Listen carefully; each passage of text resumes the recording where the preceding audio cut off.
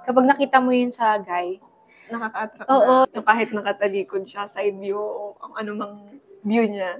naka-attract mo din para sa akin. Kasi ayun yung hilig ko. Guys, isa din talaga sa nakakagwapo yung... Hello everyone! Welcome to my channel or to my page kung saan ka man galing. I'm Shane Ann and this is another episode for Kwentuhan with Shane Ann. To start this kwentuhan session, kasama ko po pala ang napakaganda kong kaibigan. And kaklase ko din po dati, si Tolen. Yan. Welcome, Tolen.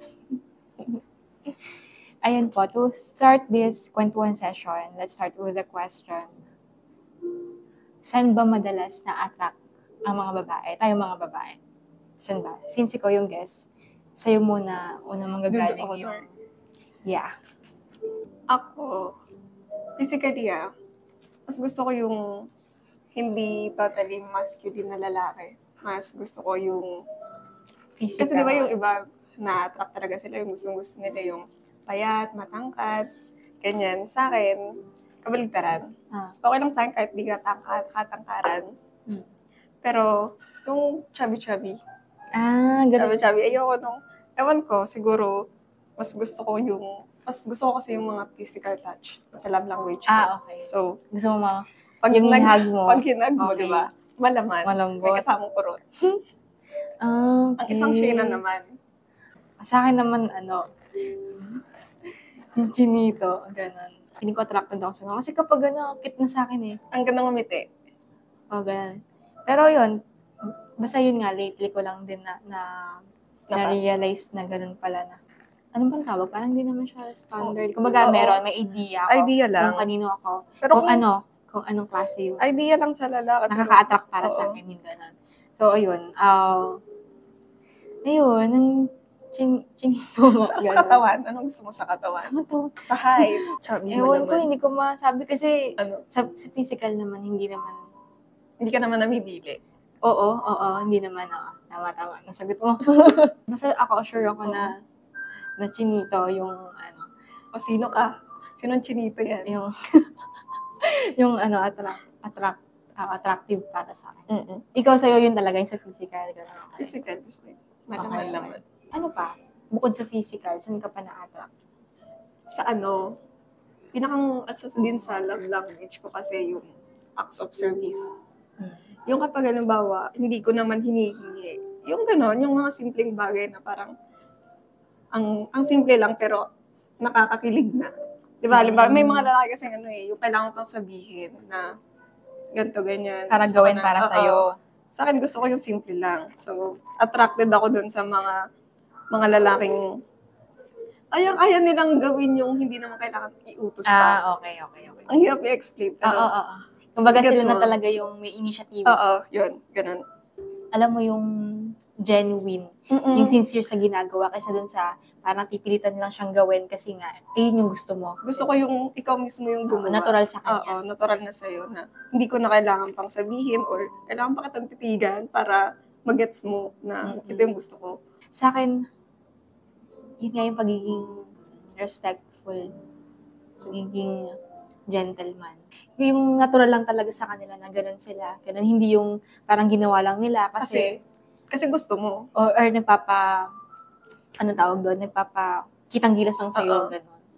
Dagdag points, ganun. Pero sa part natin, dagdag points talaga kapag genuine yung pinapakita. Ganun. Kasi parang ang sarap na gusto mong gawin kasi gusto mo.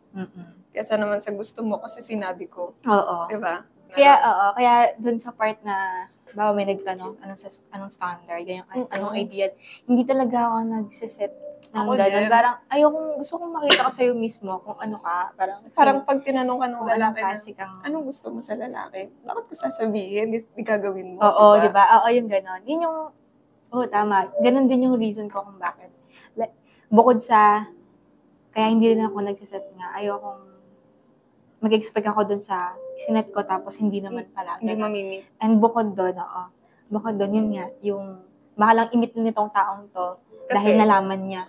Kasi yun ang gusto mo. Sinabi mo yung gusto mo dun sa lalaki. Siyempre, pag nagkaroon siya ng hint or idea, gagawin niya yun nang hindi sincere kasi gusto nilang ma-meet yung standard or yung gusto mo. Nagka-idea lang siya pero hindi talaga siya yon. Hindi naman tayo magpapaligo nun sa tao kung Hindi. sa umpisa pa lang, hindi na tayo na-attract doon. Diba sa Chinito? Mm. Sa akin gusto ko magandang ngumiti. Okay. Yun yung hindi ko kayang parang ang hirap pigilan kapag ganun yung lalaki, no? Pag magandang ngumiti. Yung hindi basta, yung genuine na ngiti, ha? Yung totoong ngiti niya. Yung hindi lang siya biglang ngumiti. Yung palangiti, oo. Yung palangiti. palangiti. Nakakatuwa nga. Nakaka-attract, sa diba? guy, yung simpleng makita mo sa kanila na yung masayahin sila, gano'n. Though, nakakadala din kasi, di ba? Parang, yung hindi ka maganda yung mood, tapos biglang, uy, may ngumiti sa'yo. Tapos ang ganda nung ngiti niya. Yung hindi yung masyadong seryoso, gano'n. Pero sa part kasi natin talagang, mga babae kasi yan, appreciative yan eh. Yung gano'n. Parang gano'ng simpleng bagay. Kasi sa atin mga babae, madali lang naman tayo patawanin, di ba? Konting jokes lang. Paano naman yung sa'yo kapag, halimbawa, yung guy, hindi mo pa rin siya kilala, wala pang everything sa inyo, hindi pa kayo in a relationship, paano ka na-attract sa kanya? Paano sabing na-attract ka sa kanya?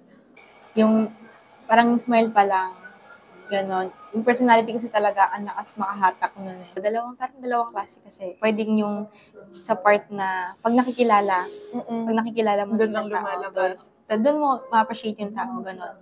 Meron naman yan, since yun nga, sabi mo, pag ganun pa lang, parang nakita pa lang, hindi pa ganun kakilala. Yung approachable na. Okay. Yun, yung parang hindi ka ma-open sa kanya. Oo. Parang, i-accommodate ka niya kahit na hindi na kayo close. Oo. Diba? Makita ko sa kanya kung gano'n siya ka-sincere din doon sa ginagawa niya. Hindi lang yung ginagawa niya lang yun para magpasikat sa'yo, gano'n. Iba kasi marami feel mo yun, di ba? Kapag papansin lang. Parang papogi lang sa'yo. Grabe naman yung mga words. Hindi, parang gano'n lang. Parang mararamdaman mo kasi kung ano yung totoo sa hindi eh. Oo. Sa mas nakaka-attract yung gano'n. Sa bagay. Ganun na. Idagdag pa natin yung yung amoy mabango. Di ba? Oo. Yung kahit nakatalikod siya, side view, o ang anumang view niya, yung tindig pa lang, ang bango-bango na. Yung ang linis tingnan. Parang maalaga siya. Yung gano'n kasi di ba, kadalasan sa mga lalaki, okay lang na kahit hindi naliligo. Kasi di ba, uy, sorry pero aminin natin yun, di ba? May mga kuya ko gano'n. Ay, binilag na. Shoutout ko sa kuya nito. Dati hindi ko mag-gets bakit yung mga kuya ko nagpapabango. Yun natin nag-gets na. Wala naman yun sa akin. Like, wala pa naman din sa isip ko nun. Parang, anong purpose ng pabango dati? Parang ganon. Parang hindi pag din nagpabango ako. ka, saan ka pupunta? Oo, ganon. Pero, yun pala yun. Kumbaga, papogi sa kanila. Dagdag points pala yun. Na kahit wala kang gawing effort, may points na pala talaga yun. Gaya nga ng sabi mo, at some point, parang ang gandang bagay nun sa lalaki. Okay. Mayroon silang pakialam sa, nila, di ba? Sa hygiene, sa itsura. Parang pag nagpabango, malinis na. Yun na yung mali mo, nagpabango lang. Yun lang yun. Yun na yung pinaka-napabango. De, tsaka yun nga. Yung tayo niya, di ba? Yung ba pala, yung pagdating sa kung paano yung tindig. Makikita mo yung confidence nga. Pag confident nga, yung pag too much naman, nakaka-turn off na. Nakaka-turn off na. Hindi na maganda. Ganun. Pero yun, yung intindig na alam mo, yung confidence siya sa sarili niya na, hindi naman yung sobra, pero alam niyang may bubuga, parang gano'n. Ano siya? Na kahit na hindi ganun ka ganda yung suot niya, na formado siya, di ba? Hindi, ayoko naman ng totally na ang OA ng forma niya, ng suot. Pag nakita mo. Yung simple lang, white t-shirts. Yung, basta yung maayos nga, like yung yung mga ganun. basta o serizal yung buhok. Hindi naman. Kumbaga yung guys and even sa hair, gano'n. Oo, nakikita na kasi. Di ba? Tsaka din yung clean cut na ayan, yung clean cut. Guys, isa din talaga sa nakakagwapo yung bagay sa'yo yung gupit mo. Oo. Promise, di ba? Na kahit hindi ka naman kagwapuan, pero ang gwapo mo doon sa gupit mo. Pag talagang, kapag okay yung gupit, gano'n. Gupit pa lang, ay, Oo. Di ba? May dating ka na. Oo, tama. Mag-invest sa buhok. Tama. Yung gano'n, basta makita mo sa tao na nakakatawa naman to kasi inaalagay niya yung sarili niya. Kasi doon makita na kapag meron siyang self-care, self-love, paano kapag dumating sa point na siya naman, meron na siyang nililigawan, gano'n, alam mo na siya, prepared siya, gano'n. Kasi nga, nilalagaan niya na yung sarili niya. So, kaya niya nang alagaan din yung taong yun, yung magiging girlfriend niya, gano'n. Diba? Magiging asawa, gano'n. Pansin ko din, yung, di ba, pagiging gentleman, gano'n.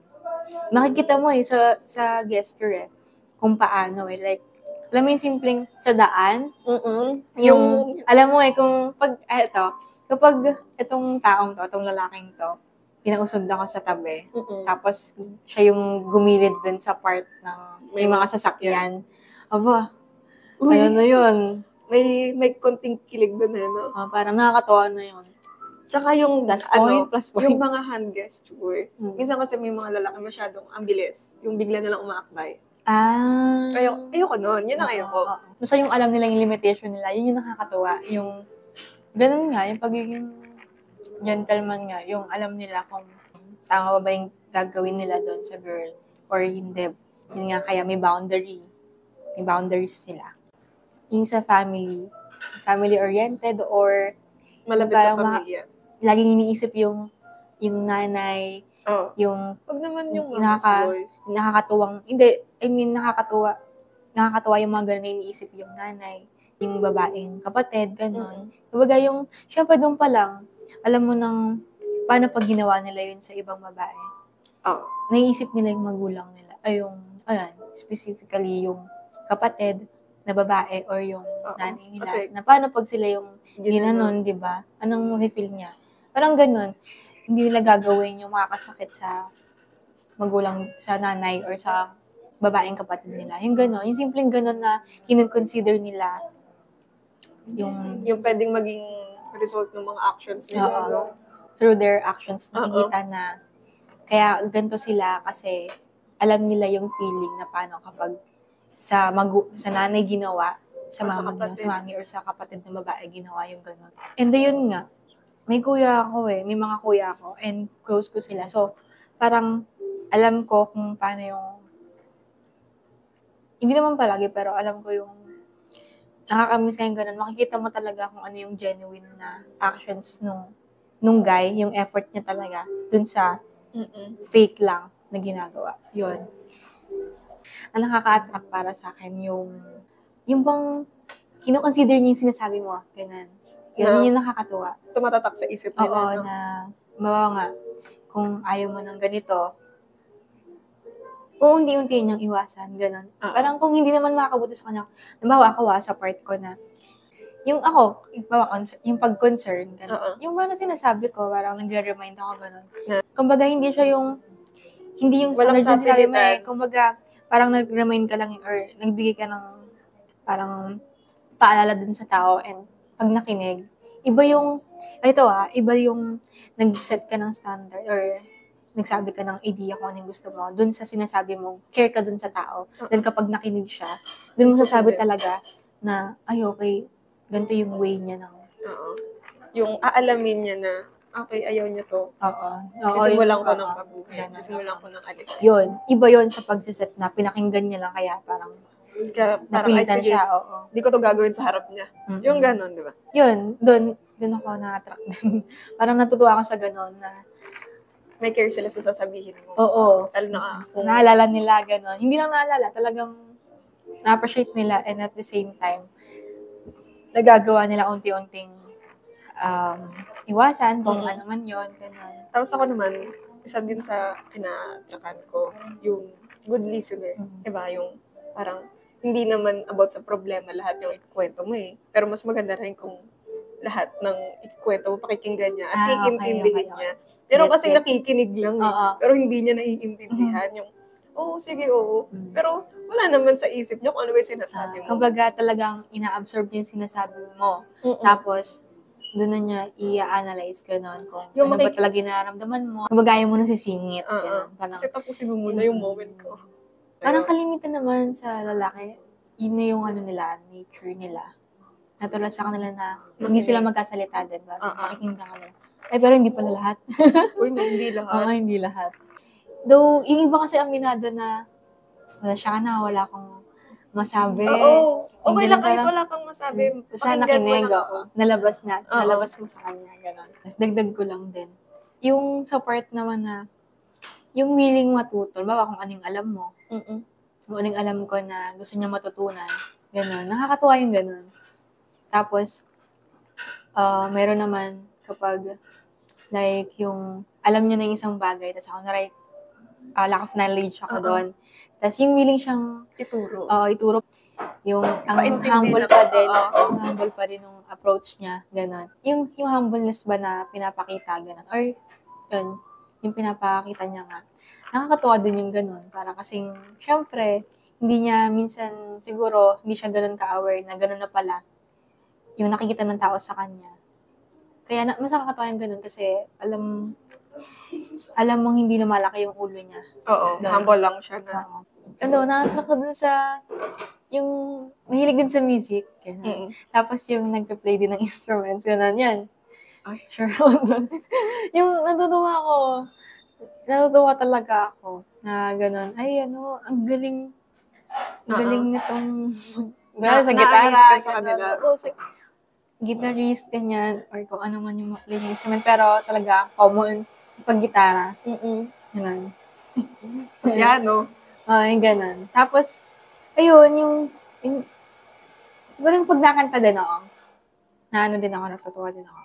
Naka-attack din para sa akin. Kasi ayun yung hilig ko. Oo. Kumbaga dun ako, yun yung forte ko, gano'n. Yun yung passion, gano'n. Tapos, kung yun nga, kung dagdag na rin, kung sporty, gano'n, natutuwa din ako, parang nakakatuwa yung gano'n. Parang nakaka-attract nun, gano'n. Hindi ako mahilig dun. Ayan, para sa akin, pag gaganon, yung sporty, hindi naman yung sobrang sporty, pero yung at least yung gano'n, kahit may sport, gano'n, natutuwa na ako. Okay, Nakaka-attract mo sila. may basketball. Parang kasing ganito yan. Parang kapag may kuya ka kasi, di ba, hindi mo maiwasang ma-compare na, pag parang kuya mo na, yung, kung ano man yung personality or like yung, kung ano yung hilig ng kuya mo, parang, kapag nakita mo yun sa guy, nakaka-attract na-attract ka na kasi nga, nakikita mo na siya. Nakikita na natin. Kumbaga, hindi mo nakikita as kuya yung person na yon. Kumbaga, yung hobby niya na, yung talent niya doon, skills. Kung ano kasi na-appreciate mo dun sa kuya mo, like yung, ang astig, di ba? Pag naastigan ka sa kuya mo, syempre, kapag nakita mo yun sa ibang tao, maastigan ka na din. Ganon ko siya nakikita. Ganon. Ayun, ikaw, sa hilig-hilig, yan. Wala naman sa'yong ganon. Parang sa akin, naidagdag ko lang kasi, mostly din talaga, ganon. Pag nalaman kong, totoo pag nalaman kong, though hindi naman palagi, pag nalaman ko lang na may gitara, though, di ba, kunwari, nauna yung nakita. Kasi parang, sa una talaga, yun talaga yung, halimbawa, doon tumatak pa minsan talaga sa physical, kung ano yung physical. Sa physical, ganun mo talaga yung mapapatingin na una. Talaga, Pero, kasi pag din pa habang tumatagal, talagang, susunod doon yung personality Doon.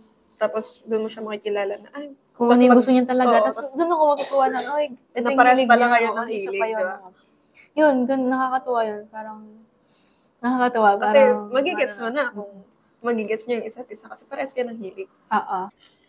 Ang alaking factor din kapag bawa yung hilig nga, tapos nakita nilang interesado ka din sa kung ano yung hilig nila, ganun. Yung willing sila talagang mag-share na, gusto mo itong matutunan or, yun nga, tulad nga ng sabi mo kanina, what if pareho kayo talaga ng passion, ganun. Talagang magkakaroon pa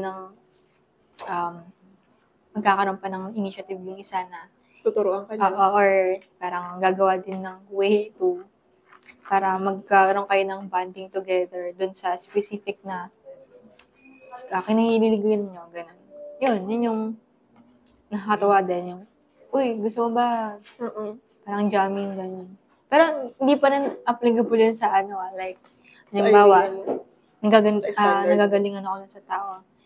Pero hindi ko naman siya yung gusto, ganun. Kasi yung iba nga, porket natuwa lang, na nagalingan lang. Akala na gusto na. Akala na may something na gano'n. Iba pa din yun. Iba pa din yun. Na-amaze lang ako kasi ang galing mo sa part na yun. Pero, specific skills mo na yun. Pero hindi ibig sabihin, gusto may something na gano'n. Yung gano'n. Kasi talagang mahilig akong yun nga, mag-praise ng tao, mag-compliment ng tao. Ganun. Kasi hindi naman lahat Mag-send magaling ng yun, affirmation, gano'n. Kumbaga, kasi kahit pa paano naman, deserve naman ng tao talagang makarinig ng gano'n eh, ng Oo. appreciation. Ayun, yung mga gano'n, yung talagang, yun yung eager din sila sa ginagawa nila, yun ang nakakatuwa din talaga. Yung, halimbawa kung sporty ka man, pero, yun nga, nakikita ko sa'yo, nakikita ko dun sa tao na, o yun sa guy na, isindi din siya dun sa ginagawa niya, gano'n nakakatuwa yun. Oo. Yun, yung sa gano'n, yung talagang ginagamit niya yung talent niya, yung skills niya, gano'n. Yung meron pa rin, with humbleness pa din, yan. Yun nakakatuwa. Yun. Yun talagang kinoconsider yung family nga dun sa ginagawa, gano'n. Tapos yung para dun sa, kunwari, yung para sa akin, gano'n. Yung consider din ako, yung gano'n. Di ba? Yun, nakakatuwa. Yung gano'n. Yung part ka pa din. Eh, natutuwa pa ako sa yung hindi naman mahilig kasi yung panigurado may part na nahihiya siguro makamusta pero yung simpleng makamusta ka lang, oo. Yung Natutuwa walang na ako sa intensyon, ganun, oo. yung kamusta na walang intensyon. Na-appreciate ko yun. Hindi mo kakamustahin kita minsan pag wala na akong pera. Iba naman yun. Kasi yung iba kasi ngayon, parang magaling na lang sa chat. Yun pa. Kumbaga, maganda pa rin talaga yung nararamdaman at nakikita mo yung presence, ganun. If ever man na manligaw, ganun, ipurso ka. Yun yung nakakatuwa. Ako din. Na, magpakita ka. Pakita mo yung presence mo sa bahay or sa family, ganun. Yun yung ganun ang gusto ng girls. Lalo na nating ang hirap nun. nating mga talagang yung naghahanap talaga ng serious na oo. Ganyan yung talagang hindi madali para sa atin na kung sino-sino lang ganun. In some point kasi, di ba, ito talaga yung hinahanap natin eh. Yung halimbawa, Ayoko siyang sabihin ng ganun eh. Pero, yun yung parang dapat. Like yung deserve ba, ganun. Deserve na treatment natin mga babae. Kaya hindi ako pabor dun sa chat-chat lang, ganun. Kasi hindi ako maganon talaga. Kung may magpaparamdam, ganun. Hindi ko siya, hindi ako ganun, hindi yung iyaano ko pa dun. So, okay, sige, i-entertainin ko to, ganun. Hindi madanhi sa akin yung ganun.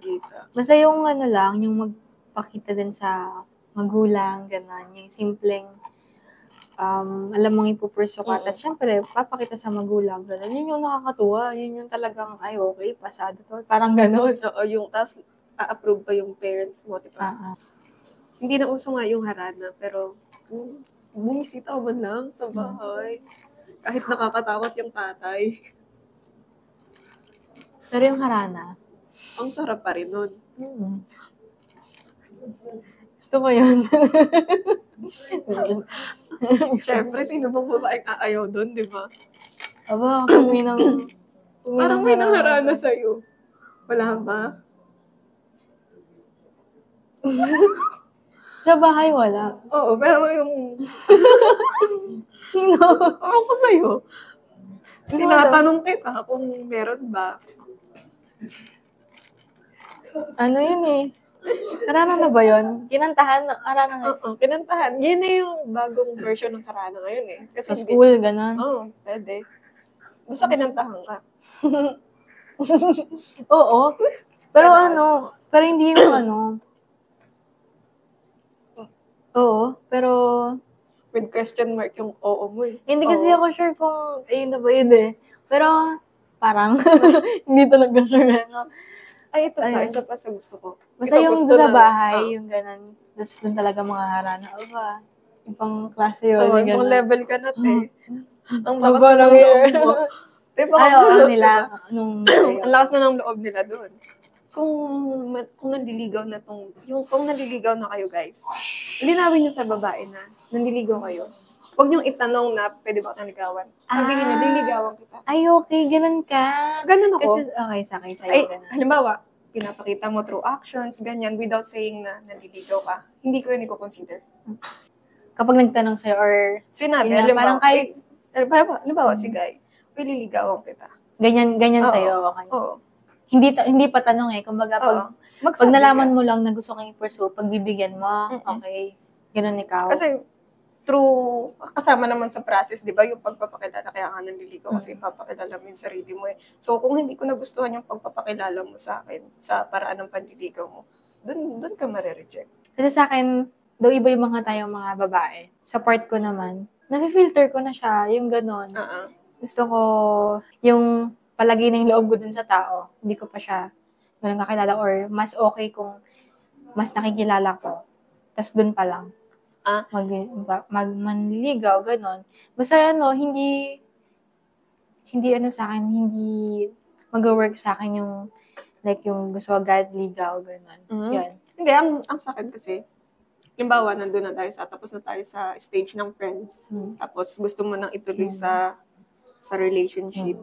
Meron kasi mga lalaki na gusto naman yung ligaw agad, di ba? Ganon, papayagan mo yung ganon, di ba? Hindi. Parang sa akin, yung kagaya sa'yo na, halimbawa, tapos na tayo sa friendship. Nandun na tayo sa parang nagpaparamdam ka na. Halimbawa, nagpaparamdam ka na. Huwag mo lang iparamdam. Kapag nagpaparamdam ka na or nararamdaman mo na gusto mo na ako as a romantic relationship, wag yung parang idadaan mo pa rin siya na, ay, friends kami, baka may pag-asa. Yung gano'n. Directly mo nang sabihin na kung bakit, halimbawa, nagiging sweet ka na. Yun. Kasi yung iba, tapos na sa friendship na stage. Diba, nandun yun. Hindi ko pa kasi na-experience yung talagang maligawan eh. Ako din. Yung imposible eh. Hindi pa. Boyfriend na agad yun. Hindi, wala nga. Mga talking stage nga lang lagi. Hindi yung last time nabanggit mo. Hindi. Walang label yun. Okay. Ayun, para ma-prevent yung MU na yan. Kasi walang assurance. Okay, kaya kasi, yun nga, kapalam talaga. Banggitin mo na kasi, di ba, yung iba, ang sweet-sweet, alam mo yun, nung kinikilig ka na, tapos malalaman mo, wala lang pala. Ganun din pala siya sa iba. Parang, ang lungkot naman. Kinilig na ako sa'yo eh. Diba? Pero sa bagay ako kasi, talagang, hindi ako nag-entertain. Like kasi sa'yo, nag-entertain ka, no? Yun. Sa akin kasi talaga, kaya siguro sa akin, walang hindi. Yun, basta hindi ako nag-entertain basta-basta. Sure ako doon. Yan. Ako naman, once na in-entertain kita, interesado ako sa'yo. Pero kapag yung halimbawa, in-entertain kita as a friend, edi iba na yun. Pero kung in-entertain kita na may halong, alam mo na, may halong sweetness na, care. Interesado na ako sa'yo. Yun yung way ko na para sabihin sa'yo na interesado din ako. Ayun, all in all, to end this kwentuhan session, yun yung kakain kami. Ganon. No? Ganon yung mga nakaka-attract para sa aming mga babae. So, sana po sa mga guys out there, baka lang para magka-idea kayo kung paano ba yung girls talaga, kung paano sila, kung paano ma-attract, ganon, kung paano somehow magbibigyan kayo ng chance, ganon. Yun. Diba? Ikaw ano masasabi mo? Hindi naman yung totally ideal guy yung sinasabi namin. Like yung ideal lang. Kung paano ba dapat yung guy? Kung paano nyo sisimulan yung mga... Ipo-pursue? Ganon na. Paano kayo mag-start ng step by step, di ba? Tip lang. Yun. Okay. Thank you so much, Tolan, for this kwentuhan session. And salamat kasi pumayag ka. Ang ganda po niya, no? Ay, grabe yun. Filter dyan. Ayun po. And thank you so much po and see you on my next one.